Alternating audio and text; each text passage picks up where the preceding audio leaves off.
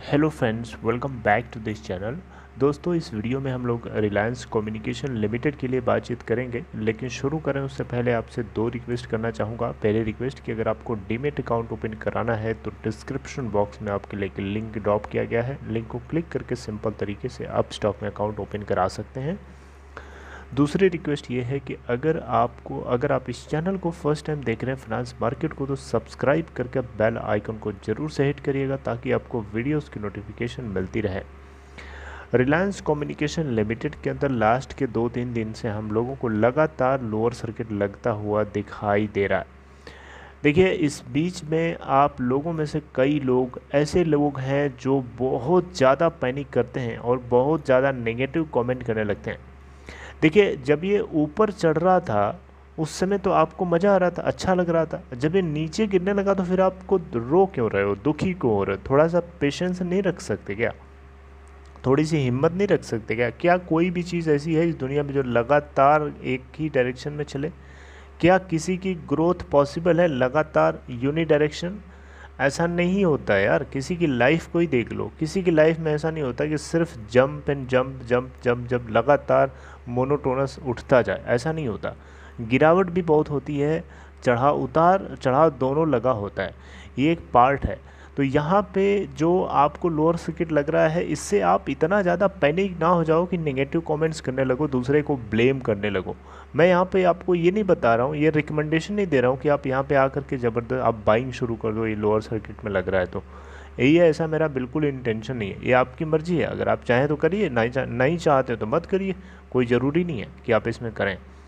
लेकिन आप चीज़ों को सुनिए, समझिए। देखिए, अब रिलायंस कम्युनिकेशन लिमिटेड में जो लोअर सर्किट लग रहा है तो ये कोई बहुत अजूबी चीज़ नहीं हो रही है। आप एडीएजी ग्रुप के सारे स्टॉक्स में जाकर के देखो, सभी में लोअर सर्किट लग रहा है। चाहे हम रिलायंस होम फाइनेंस की बात करें, चाहे हम रिलायंस कैपिटल की बात करें, चाहे रिलायंस पावर की बात करें, चाहे रिलायंस नेवल की बात करें, सभी के अंदर लोअर सर्किट लग रहा है। ठीक है, इवन रिलायंस इंडस्ट्री लिमिटेड जो कि मुकेश अंबानी की कंपनी है, उसके अंदर भी लोअर सर्किट लग रहा है। अब बताइए, तो इसका क्या मतलब हुआ कि हम पैनिक करने लगे? ऐसा नहीं होता है इसका।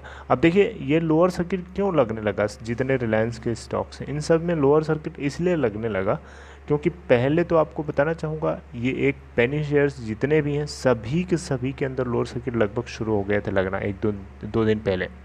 लेकिन उसमें से कुछ रिकवर कर गए, कुछ ने अपनी रिकवरी दिखा दी जल्दी। जैसे रतन पावर है, उसमें जल्दी से रिकवरी आ गई। सुजलॉन एनर्जी जल्दी से रिकवरी आ गई। ऐसे कुछ स्टॉक्स हैं जहाँ रिकवरी जल्दी से हो गई, लेकिन कुछ में नहीं हो पाई। और रिलायंस इंडस्ट्री लिमिटेड के एजीएम से जो इन्वेस्टर्स नाराज़ हैं, जो कहीं ना कहीं उनकी नाखुशी है, वो उसका भी हमें रिफ्लेक्शन इधर देखने को मिल रहा है। देखिए, अगर बात करें इस नेगेटिविटी को मतलब ये जो गिरावट है इसको रुकने की, तो देखिए रुकेगी, ये आगे जा कर के 1-2-3 ट्रेडिंग सेशन में रुक जाएगी। जैसे हमें सिचुएशन पता, अभी देखिए एजीएम में जो फैसले लिए गए हैं वो कहीं ना कहीं इन्वेस्टर्स को खुश नहीं करने वाले हैं। डेफिनेटली इसी का हमें नतीजा है, इसी के नतीजे हैं की वजह से हमें देखने को मिल रहा है इन सभी में गिरावट। अब आप पूछिएगा कि इससे क्या कनेक्शन है रिलायंस इंडस्ट्री लिमिटेड का? इससे कनेक्शन नहीं है, लेकिन जियो से तो कनेक्शन है ना थोड़ा थोड़ा। अब जियो किससे कनेक्टेड है? जियो रिलायंस से कनेक्टेड है। जब जियो रिलायंस से कनेक्टेड है तो जियो कनेक्टेड अगर हुआ आरकॉम से, डायरेक्टली नहीं आपको कनेक्टेड दिख रहा है, लेकिन इनडायरेक्टली कहीं ना कहीं लिंक तो है ना, जिसके चलते एनसीएलटी के अंदर 5 जुलाई को फैसला सुनाया जाना है। बताइए। तो इसलिए मैं आपसे बोलूँगा कि इतना ज़्यादा पैनिक मत होइए, इतना ज़्यादा टेंशन मत लीजिए।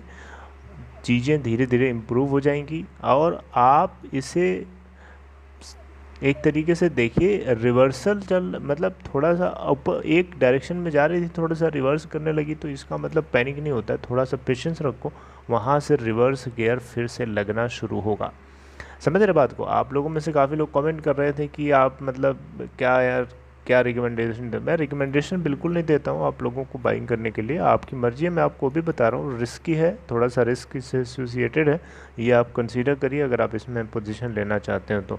मैं आपको अंधेरे में नहीं रखना चाहता, अंधेरे में रखने से कोई फ़ायदा नहीं है, अंधेरे में रखने से आपका नुकसान है। समझ रहे हैं? इसलिए आप अंधेरे में ना रहिए, इस चीज़ को समझिए, सुनिए। और आपको रिस्क से खेलने की आदत है तो फिर आप जाइए, थोड़े से अमाउंट के साथ शुरू करिए, उसमें कोई बुरा थोड़े है। राइट। तो मुझे लगता है कि ये रिवर्सल जल्दी ही दिखाएगा 2-3 ट्रेडिंग सेशन में, और देखते हैं क्या होता है, जो कि पूरी तरीके से बिल्कुल साफ़ है, क्लियर है कि मैं भी गलत हो सकता हूँ।